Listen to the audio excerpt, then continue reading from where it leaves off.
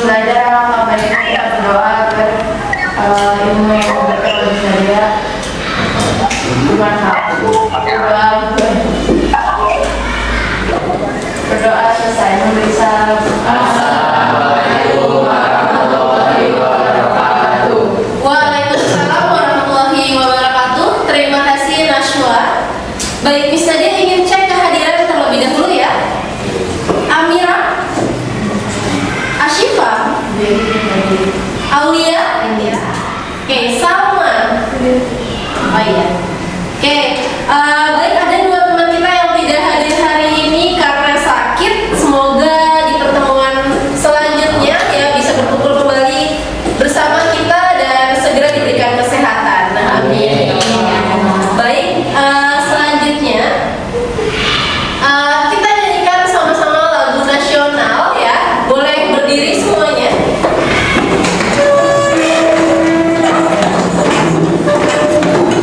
Ya, kita nyanyikan lagu Satu Nusa Satu Bangsa.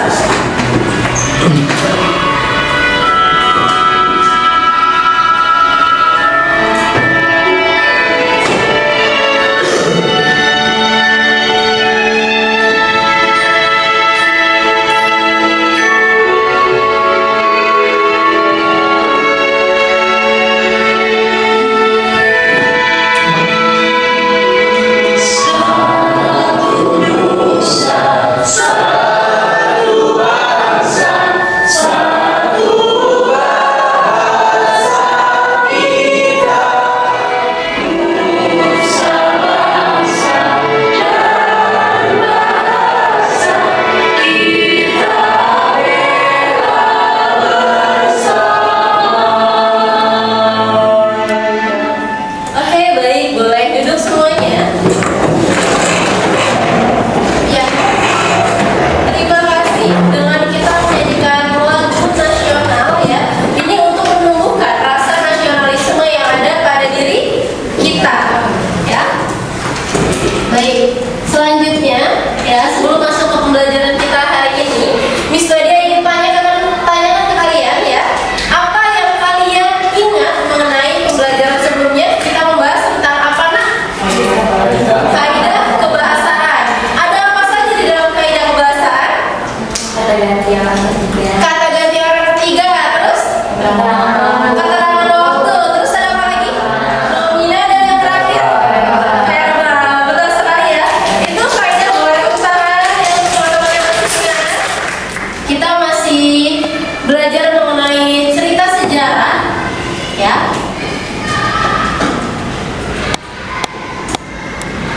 Oke, untuk kompetensi dasar dan indikator ya di bagian 4.2 menulis cerita sejarah pribadi dengan memperhatikan kebahasaan. Nah, untuk indikatornya di 4.2.1 menyusun kerangka cerita sejarah dan di 4.2.2 mengembangkan kerangka menjadi cerita sejarah dengan memperhatikan struktur dan kebahasaannya. Selanjutnya, ya, tujuan pembelajaran kita hari ini yaitu peserta didik mampu menyusun kerangka cerita sejarah. Di sini sudah Miss Nadia bentuk 4 kelompok ya. Kalian sudah duduk berdasarkan kelompoknya masing-masing? Ya. Sudah ya? Oke, kita boleh simak sama-sama ya mengenai sejarah perkembangan bahasa Indonesia. Ini kita coba simak sama-sama ya. Nah. Di video kali ini saya akan membahas sejarah perkembangan bahasa Indonesia. Di video ini akan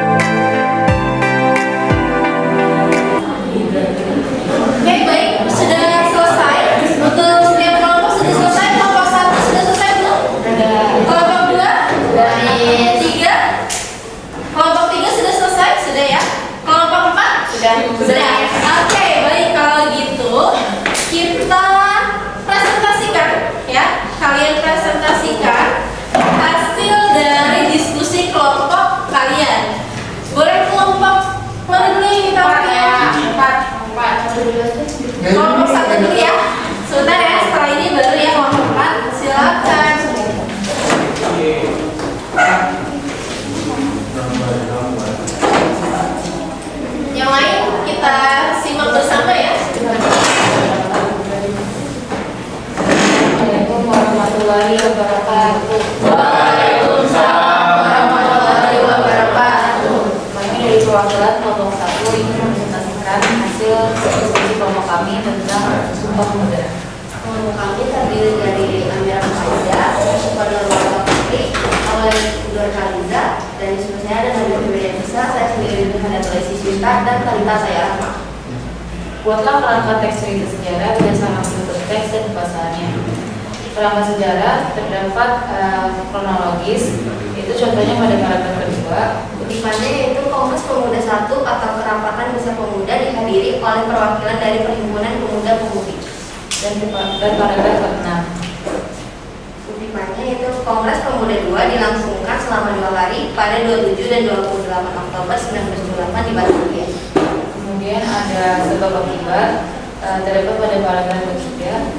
Kutipannya tujuan Kongres Pemuda 1 seperti dikutip dari buku Peranan Budi Rahmat Rakyat 106 dalam mengambilkan Sumpah Pemuda.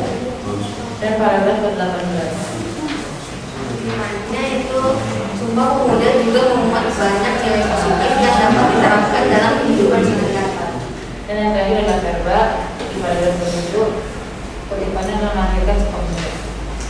Sekian dari kelompok kami. Wassalamualaikum warahmatullahi wabarakatuh.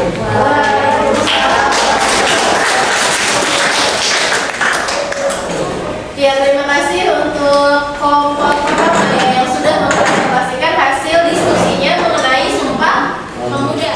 Ya, baik, terima kasih untuk Dava dan kelompok lainnya ya yang sudah mempresentasikan hasil dari diskusinya. Nah, dari pemahaman kalian ya mengenai cerita sejarah dari masing-masing kelompok yang sudah kalian presentasikan ya. Tadi kan kalian mempresentasikan cerita sejarah yang berbeda antara kelompok 1, 2, 3, dan 4 ya. Kita sudah menyimak 4 cerita sejarah yang berbeda.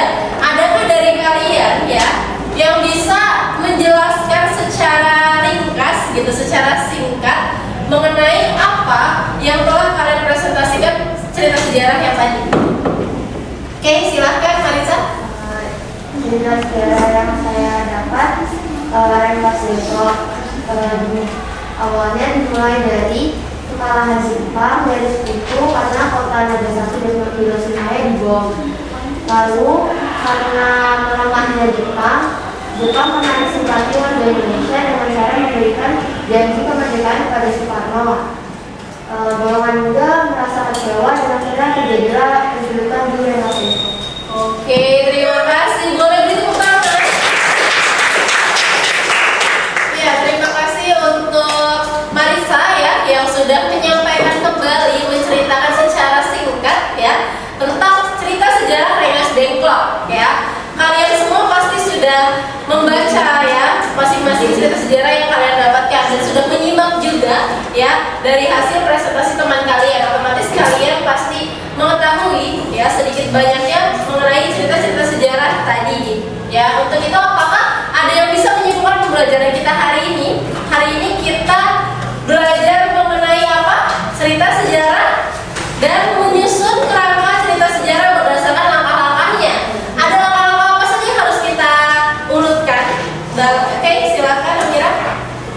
Langkah-langkah menyusun kerangka cerita sejarah itu ada yang pertama ada kronologis, yang kedua juga akibat, tindakan tokoh, urutan tempat, dan urutan peristiwa.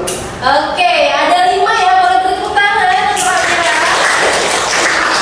Terima kasih ya, kalian sudah paham semua bagaimana cara menyusun kerangka cerita sejarah ya. Nah, sekarang Miss Nadia ingin memberikan tabel refleksi ya. Kita refleksi terlebih dahulu.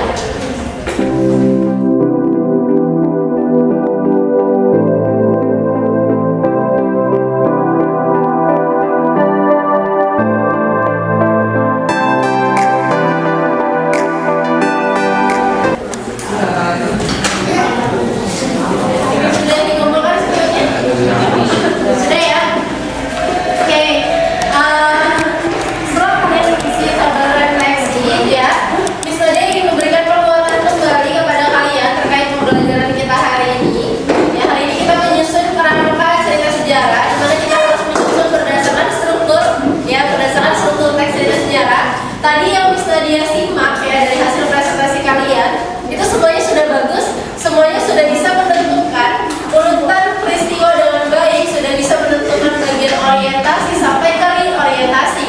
Ya, semua struktur sudah kalian bisa isi secara tepat.